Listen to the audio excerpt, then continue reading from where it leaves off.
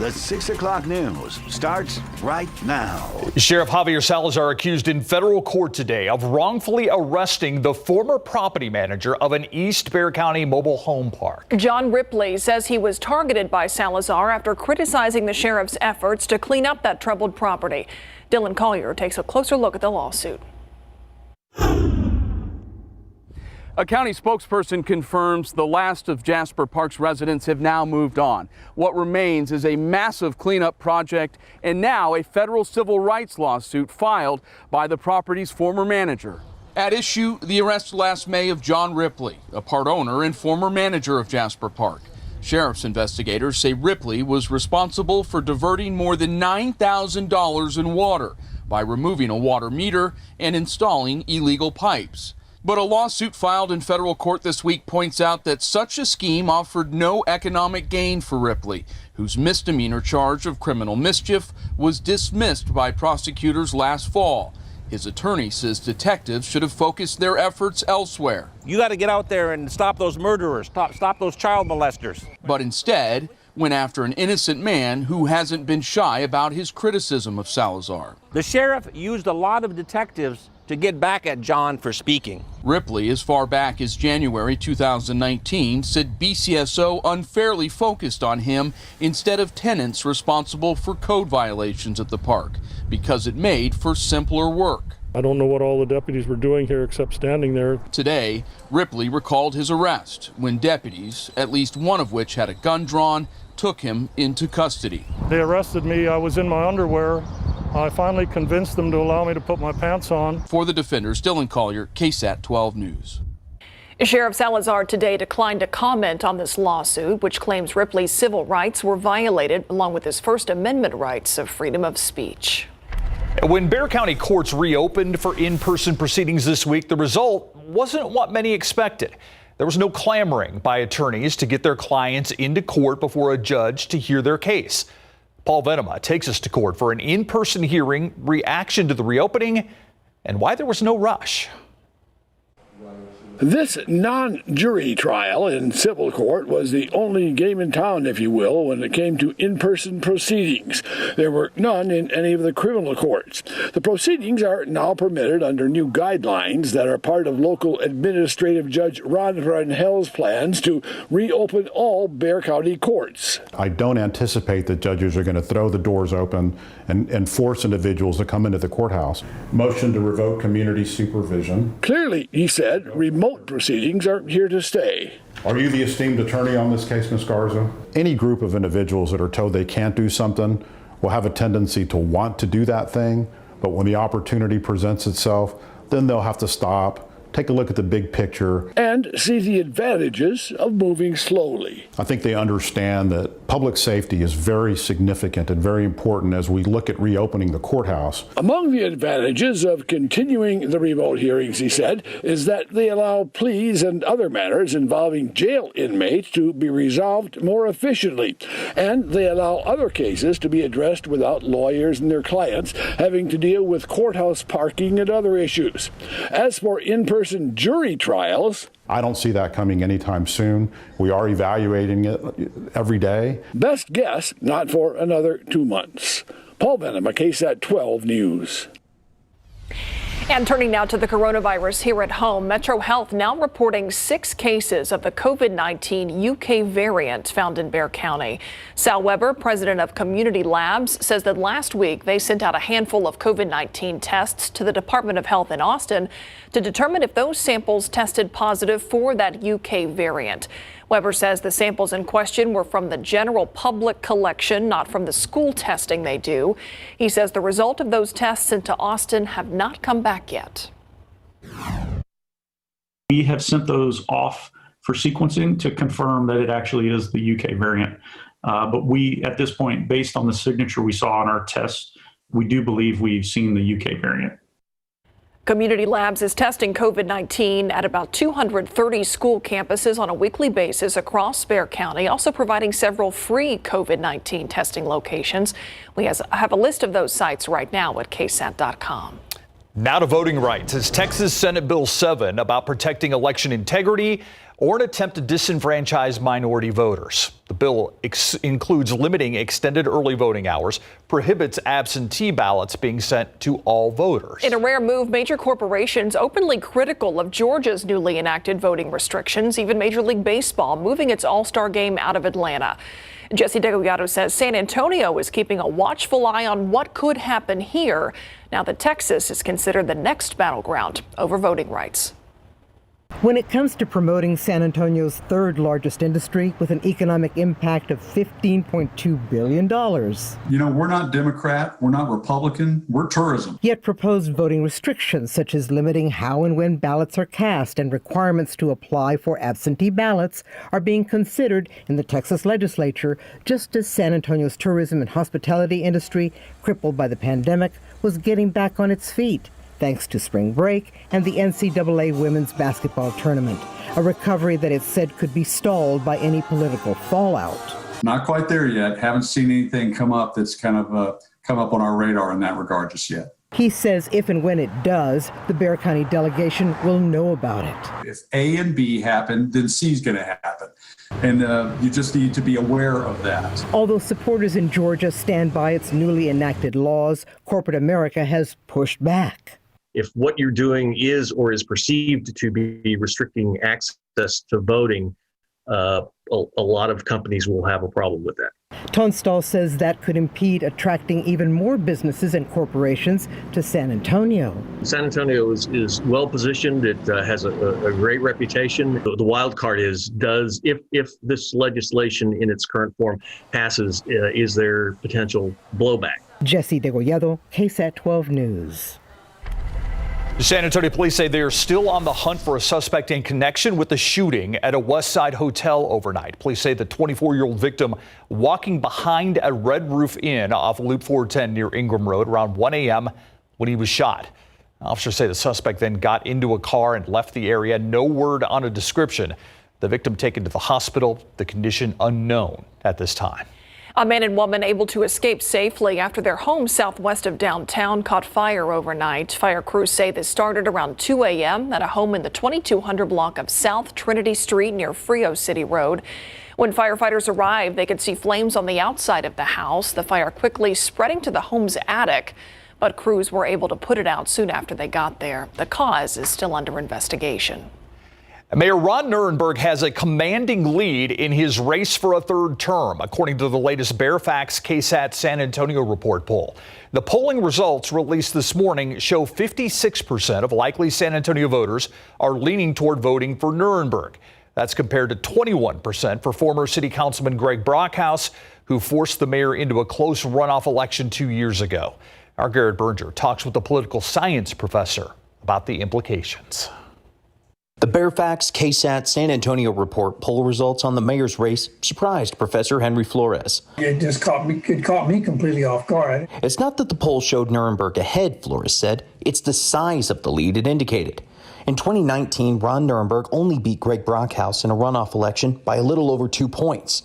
But things have changed. For one, Fairfax polling has consistently shown Nirenberg with a strong approval rating during the pandemic. People are looking to him for leadership in this area, and he's given it, he's projected it. Leaving the mayor in a stronger position and Brockhouse with less to go after him for, Flores says. Nirenberg having the power of incumbency and taking control of the coronavirus and the pandemic the way he did, it left Brockhouse out in the open. Brockhouse really doesn't have an issue to hang his hat on at this point. The poll shows Democrats strongly favor Nirenberg and Republicans are largely going for Brockhouse. But Flores notes the mayor's lead among independents is bad news for Brockhouse. Brockhouse is going to have to cut into that some way. For Brockhouse to make up ground, Flores thinks there would need to be a big scandal or issue that makes Nirenberg look bad. Or Brockhouse would need to get Nirenberg to bite on a debate. And then embarrass him in the debate, make him look really, really bad.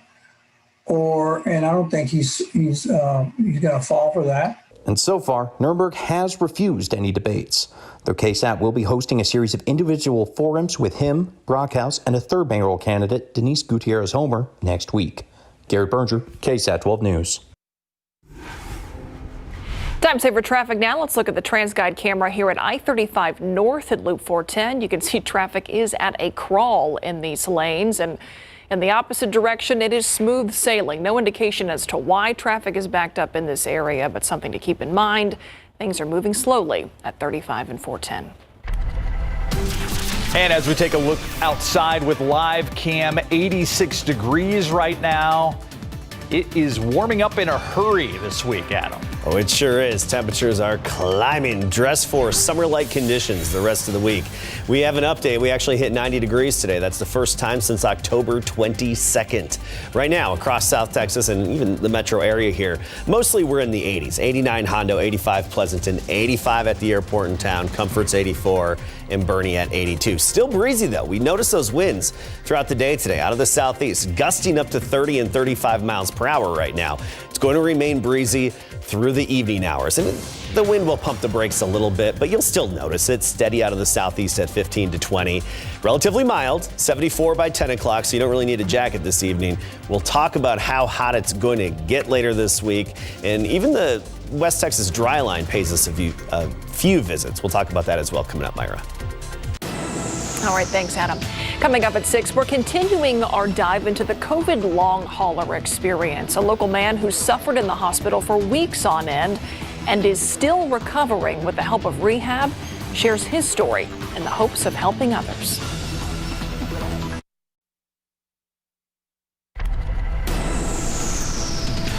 More flexibility on how to use bond money at 10. We take a look at why the city of San Antonio wants you to vote to replace the word public works and replace it with public improvements. Yesterday, we told you about a COVID long hauler, someone dealing with symptoms from the illness for months who was never originally hospitalized. Well, now we're showing you the other side of that spectrum. During a 68-day stay in the hospital, Victor Roman almost died because of COVID-19.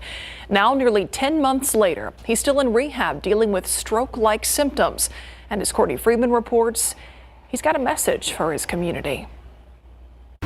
Kind of felt like it was locked up.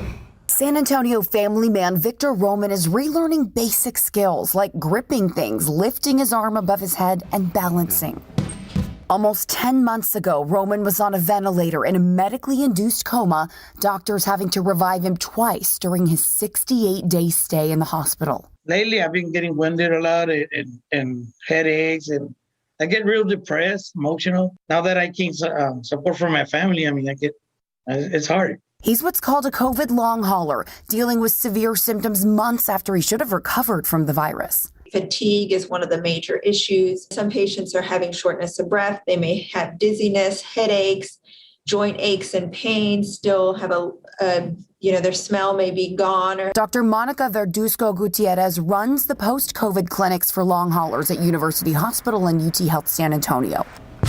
Roman is still in rehab at UT Health's Robert B. Greene campus. All the doctors have been real good to me, but it's going to be a slow process. It might be a year, it might be 2 years, it might be never. The unknowns are overwhelming, but Roman's putting every bit of the energy he has left into recovery. You feel like you could do any more? You want to take I'll go 3 more. He wants his story to serve as a reminder to others. Please, I ask you, man, do it for your family. Take your shots, wear your mask. And if you're a long hauler, reach out for help.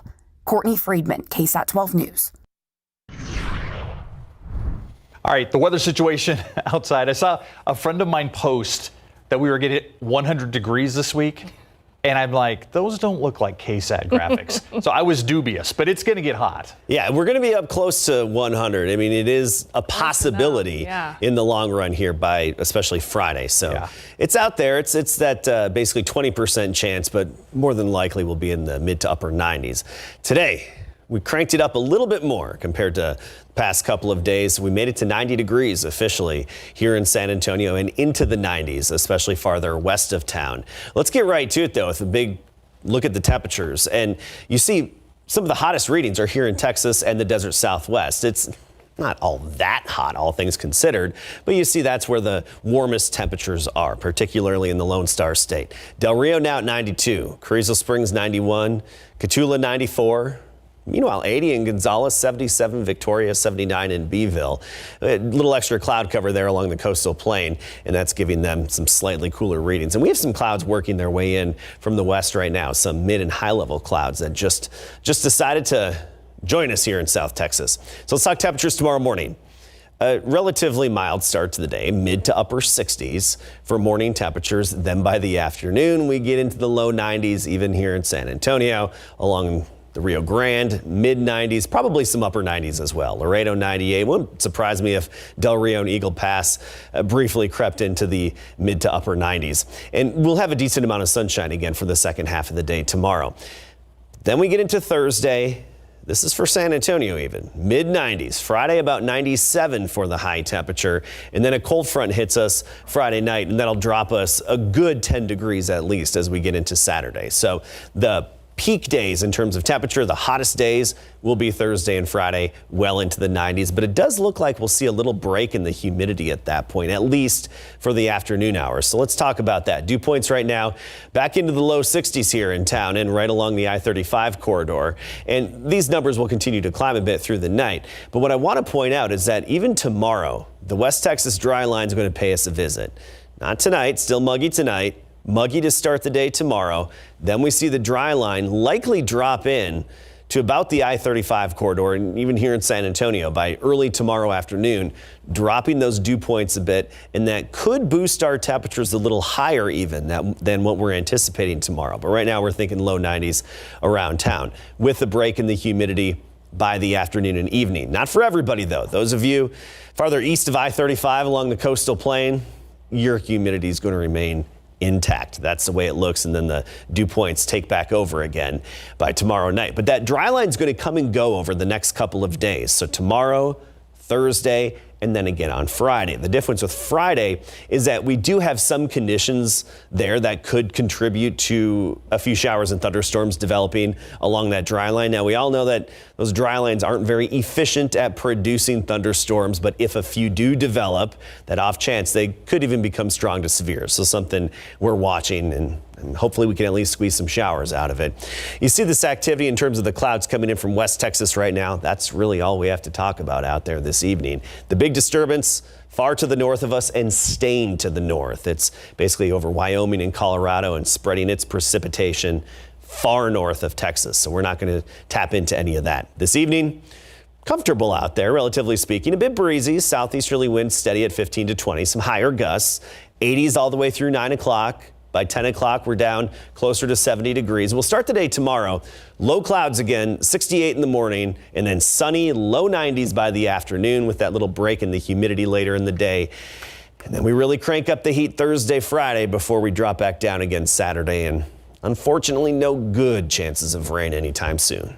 The time of year when a cold front means 80s. Exactly. Thanks, Adam. Thanks, Adam. All right. When it comes to Baylor, would you say they had a very good national championship game, Greg? Yes, they did. I tell you what's interesting about this, everybody thought this was going to be a close game. Yeah. 1 point, 2 point, either way. It was a blowout by Baylor. When we come back, the dominating national championship that we were, I guess, awarded to, or in this case, treated to, by the Baylor Bears. And the Spurs hit the road. Thank goodness for them. Coming up.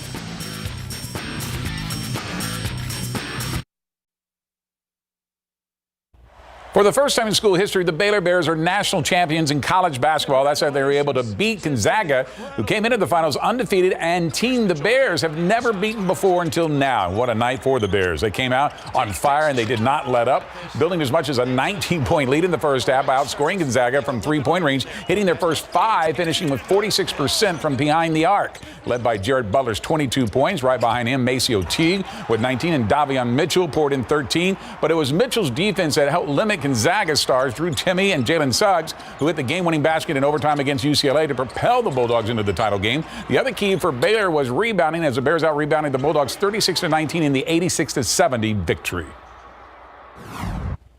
It's just electrifying, especially in that type of moment in a big game, and everybody stepped up. Like, everybody was, on clicking on all cylinders. Like, that's what it takes to win, so it's amazing. Gonzaga head coach Mark Few has been to the championship game now twice and lost both. Our San Antonio Spurs have landed in Denver, where they will begin a 5-game road trip over the next 7 days. It starts with the Nuggets tomorrow night. That's after they went just 2-7 in their longest homestand in team history. That included 3 straight losses, their most recent against the Cleveland Cavaliers last night. In that game, the Spurs looked lethargic, playing without DeJounte Murray, who was a late scratch due to a sore right foot. Lonnie Walker IV missing his 8th straight game with a sore right wrist, and Trey Lyles out with a sore right ankle. Spurs were outscored 68-54 in the second half of the 125-101 blowout, and Pop was brutally honest after the loss. We look like we're fried. We just look tired. Cup is, less than half filled, it seems. The energy, the aggressiveness, whether it's,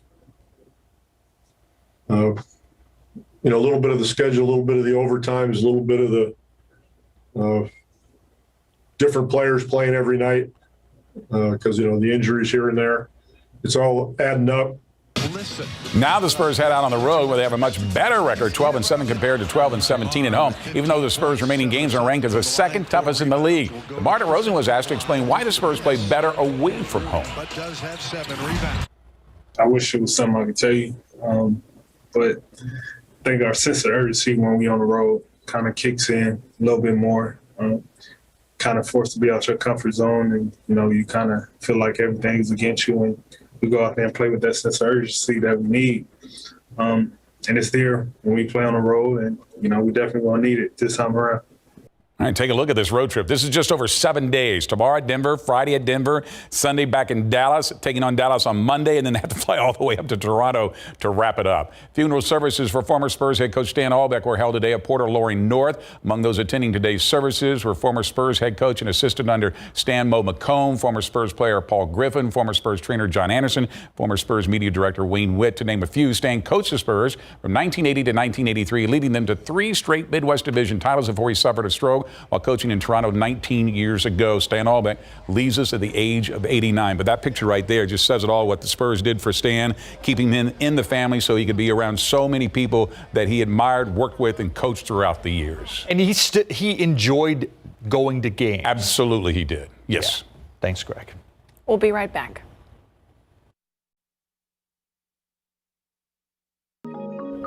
Taking the pulse of Bexar County, finding out what issues matter most to those who live and work in our city. Dave Metz has been a big part of that with Bear Facts, perhaps the most important part. He is a pollster. He is also with FM3 Research. He's a research partner and president. Dave Metz joins us once again as the poll was released this morning. Dave, your general overview of, I guess for lack of a better word, the tone of this poll. What do you think San Antonio and Bexar County residents are telling us? Well, I think overall we're still seeing remarkably positive feelings from local residents. They think things in the county and the city are headed in the right direction. About 2/3 of them approve of the performance of local elected officials. And while they recognize a number of issues facing the community that they think need to be addressed, overall their outlook is more positive than negative. Of course, we've got the city elections just around the corner, less than a month now. You all focused on how the mayor's race is shaping up, something we've touched on a little bit here. But of course, 2 of the candidates, the incumbent and Greg Brockhouse, a very tight race last go round.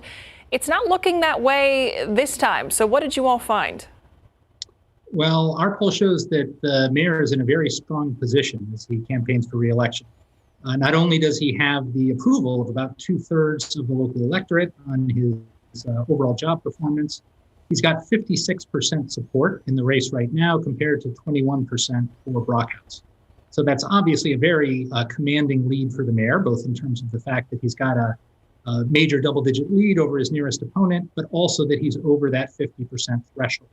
And I think that's really the key thing to keep an eye on over the final weeks of the campaign is he able to retain that majority support that might potentially allow him to avoid a runoff? And that's my question, too. I mean, we were talking about, less than 3,000 votes that separated these two men just 2 years ago. If he stays at that 56%, he avoids a runoff, which is quite an accomplishment when you have 8 people in this race. That's right. And I should caution that in our poll, we only tested the top 3 candidates, just given time limitations. That's all we really had room for in the poll. And it's possible when you consider all the other names on the ballot that could drag the mayor's performance down slightly. And we need to keep in mind the poll has a 4% margin of error. So it's close. The mayor is close to that threshold. And obviously that, I'm sure, is what he's going to be focused on over the final weeks of the campaign. A lot in this poll, so many different topics that you all ask about. And of course, approval ratings for state and local elected leaders are typically included in that. But this poll also asked people how they feel about the February winter storm that we saw when there was a massive failure of the state's power grid. And people weighed in on who they blame for that and also whether they're okay with seeing some prices increase for energy if we could avoid this in the future. I found that so interesting. What did you all find? Well, what we saw overall is that of all the different state and local actors that might have played a role in the reaction to the storm and the power outages, ERCOT is the one that the public really points a finger to. An outright majority of voters say they hold them most responsible for the problems that followed the winter storm. And I think the storm provided something of a wake-up call for local voters. By roughly a 2-to-1 margin, they say that they would be willing to pay higher rates for utilities in order to improve the energy infrastructure. I think the weaknesses of the system were exposed by the storm, and voters are now aware that without additional investment, there's a risk that these kinds of problems could occur again in the future, and they're willing to open up their own wallets to try to prevent them.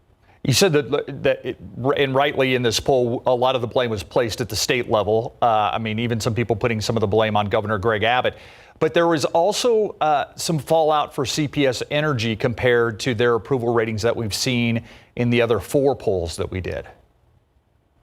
That's right. We've seen in the past polling that typically about 2/3 of local voters say that they approve of the performance of CPS Energy. And that took a sharp hit in this poll. We now have less than half of voters saying they approve of the company's performance and a plurality that tell us they disapprove. So while they may look to state government first as sort of the first place they place some blame, they definitely think there have been some shortfalls on the side of CPS as well. Something else that I wanted to ask you about, too, and another reason that I like looking at these results is because it takes topics that we're all talking about and really finds that tone of where voters stand on it. The Alamo, that's something that has been making headlines again and again when it comes to the stops and starts of that project. So you all ask people how they feel about where that redesign plan is now. What did you all find? Well, we saw very strong support for preserving public access to the Alamo and restoring it. 87% of those polled agree that Alamo Plaza needs to remain free and accessible to the public at all times, and 66% agree that it needs to be restored. They recognize that there's going to have to be some place that the money comes from to accomplish that goal. And we found that a slim majority, 52%, agreed that the plaza should be available to rent for private events in order to help raise money to support the site. That sort of limited restriction on public access, if it's going toward that goal of restoration, seemed to be something that they're comfortable with. But overall, their top priority is making sure that the site remains accessible for local residents. Dave Metz, who does the polling for Bear Facts, a part of the Bear Facts Brain Trust, along with his day job at FM3 Research. We really appreciate your time. I also want to tell people that this entire process and why KSAT and the San Antonio report feel so comfortable being part of Bear Facts. It's very transparent. You can go to Bear Facts website, bearfacts.org, and you can see the crosstabs in this poll and see kind of how it was conducted. You can also take the poll yourself there on bearfacts.org. And of course, we have so much more on this poll than we could cover in 5 or 6 minutes. It's on our website at ksat.com. Dave, appreciate your time. My pleasure. Thanks for the chance to be with you. We'll be right back.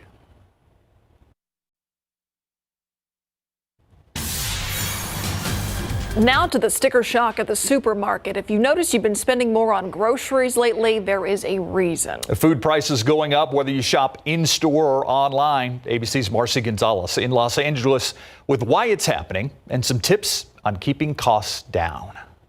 We have small ones From vegetables to meat and even those little indulgences, the cost of groceries is climbing. We had a suspicion that prices were going to go up, but I don't think we realized how bad it was going to be. According to the latest government data, the price American consumers pay for groceries is up 3.5% over the last 12 months. For a family of 4, that could add up to as much as $500 more a year. Analysts say on top of the pandemic, truck driver shortages and this winter's severe storms are in part fueling the uptick in prices. The whole supply chain is increasing and nobody wants to absorb that cost.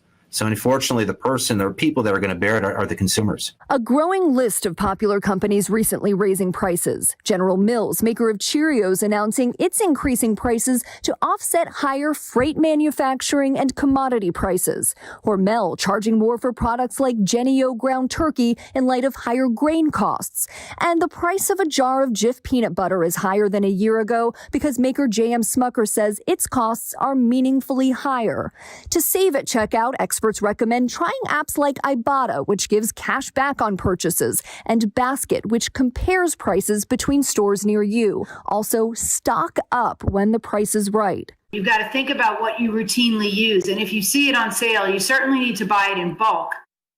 And the prices of just about everything but beef are expected to keep going up this year. And it's not just supermarkets that are impacted. Costs at restaurants are climbing as well. Marcy Gonzalez, ABC News, Los Angeles. Look outside with live cam. It's better not to look. Just step out and feel it today. And then you know. Time for the summer clothes. That's right, it is. Shorts and short sleeves for the rest of this week. And, well, it's going to be a lot more common, of course, in the weeks ahead as well. We topped out at 90 degrees for the high temperature. The average high is 79. We're going to be well above that, even in record-challenging territory by the end of the work week. We'll be back in a few minutes to talk more about it coming right up.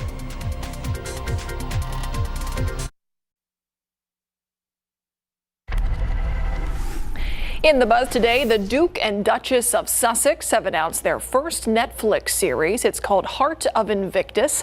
Prince Harry and Meghan Markle's company called Archwell Productions is teaming up with the Invictus Games Foundation for this series. Yeah, the Invictus Games, an international multi-sport event created by Prince Harry in 2013 for wounded and injured service members, both veterans and active duty.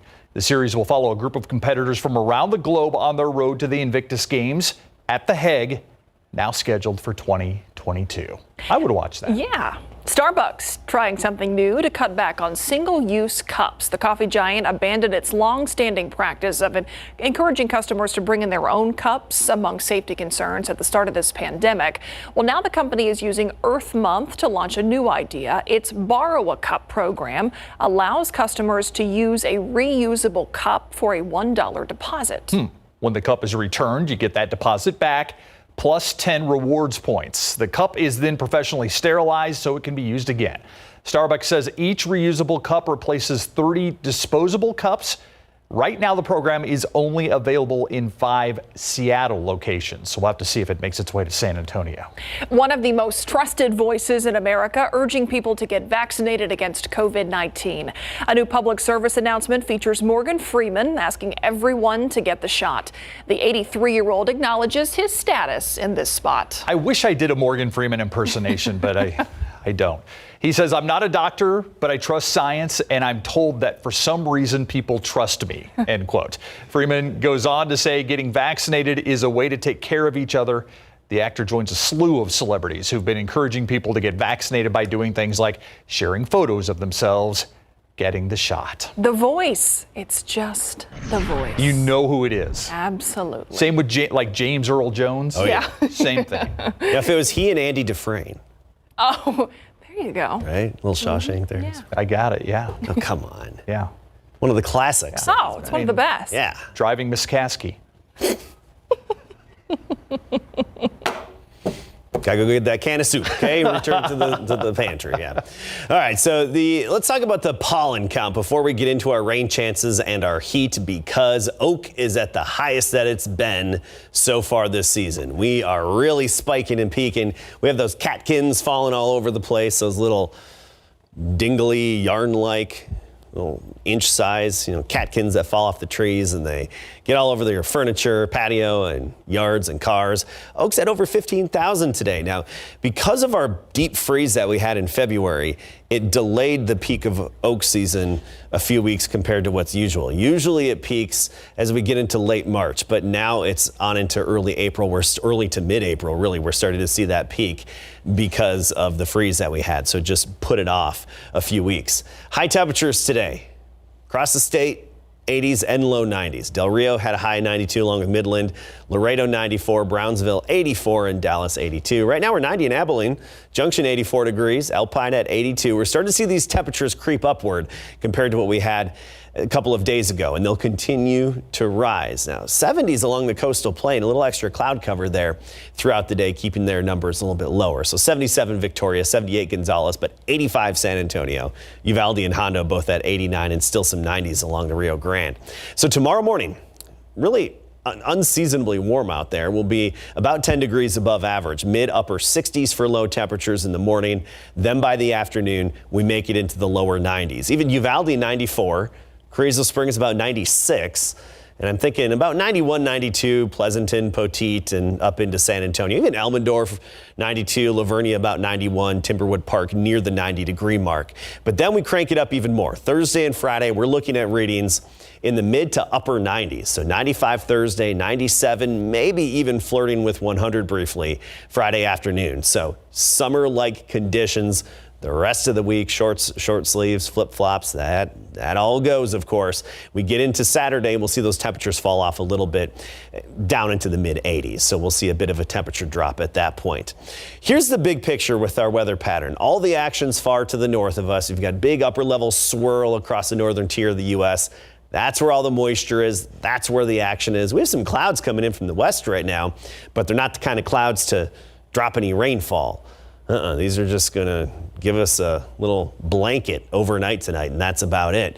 We're looking at the dry line here, the West Texas dry line. You can see the dry air dew points in the teens behind it, but 50s and 60s ahead of it. That's going to pay us a visit a couple of times in the days ahead. So right now you look at the dew points, low 60s locally and mid 60s closer to the Gulf Coast. Well, that dry line, as we get into tomorrow, is going to start pushing our way and then make it here probably by tomorrow afternoon. So muggy tonight, muggy to start the day tomorrow. And then it looks like a good portion of the KSAT 12 viewing area will get a break from that humidity tomorrow afternoon. But once that drier air moves in, it also can spike the temperature a little bit higher than we anticipated. So I wouldn't be surprised if for a brief period tomorrow afternoon, we get some even warmer readings in some spots. So right now we're thinking low 90s for the high temperature tomorrow afternoon with that little break in the humidity. The key with that dry line, though, as we get into Friday, it's going to come and go Thursday and then again on Friday. Friday, it may actually kickstart a few showers and thunderstorms. Dry lines aren't very good at generating showers and storms, but under the right conditions, they can, and there is at least the chance of that later on Friday. And should anything develop, it would have the chance to become strong to severe, so we're watching that. But otherwise, really no good chances of rain. Plenty of heat, though. Thank you. In case you missed it, coming up next.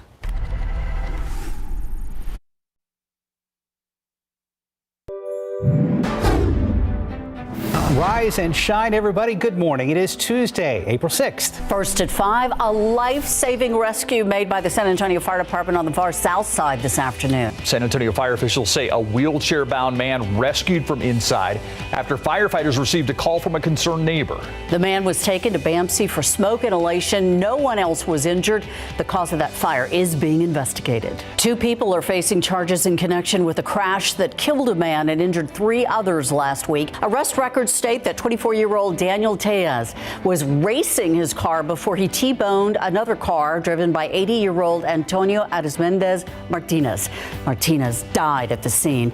The idea of state agencies and state-funded organizations requiring people to prove that they've been vaccinated against COVID-19 is shut down by Governor Greg Abbott. Today, the governor issued an executive order against state agencies even creating so-called vaccine passports. Governor Abbott, the second U.S. governor to ban some uses of vaccine passports. Last week, Florida Governor Ron DeSantis made a similar announcement. President Joe Biden announcing today that he has met a major goal on the vaccine front well within his first 100 days of office. The president saying that he made good on his promise with 150 million COVID-19 vaccine shots being administered within his first 75 days in office. But even though there have been more shots, there have also been more new cases. Health and Human Services reporting deaths rising in more than a dozen states. Even so, some states are moving forward with easing their restrictions.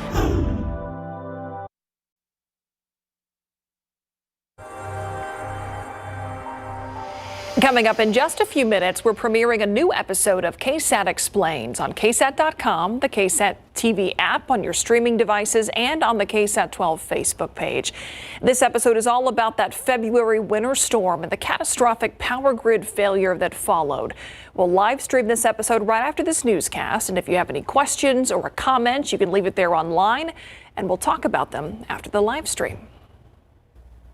Weather-wise, we're cranking up the heat, low 90s tomorrow, well into the 90s, even possibly flirting with triple digits by the time we get into the Friday time frame. About 97's our forecast. If we're lucky, we could squeeze out a few showers or some thunderstorms. Unfortunately, if we do see storms, they would have the chance to become maybe strong to severe, so something we're watching. But the dry line would be the trigger of it, and maybe some upper level energy, and we'll see if we can actually break through the cap and get anything going. Otherwise, the forecast is still looking dry and, well, unseasonably warm, despite a little bit of a quote-unquote cooling trend into the weekend on Saturday, mid-80s.